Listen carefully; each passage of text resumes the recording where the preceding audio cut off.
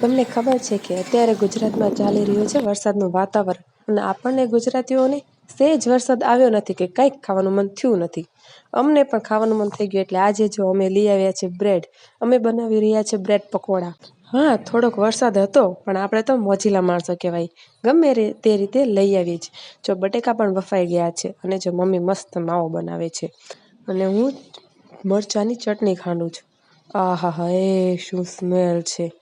વાહ, મમ્મી માવો મસ્ત બનાવે છે, મસ્ત સ્વાદ જબ્બર છે હો. અમારા એરિયામાં તો જો સહેજ વરસાદ આવે એટલે લાઈટ કાઢી નાખે.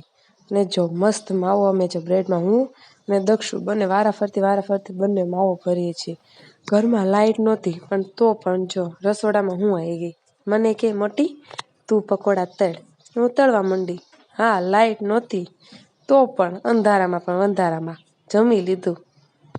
અને તમારા સિટીમાં કેટલો વરસાદ છે કમેન્ટ કરજો.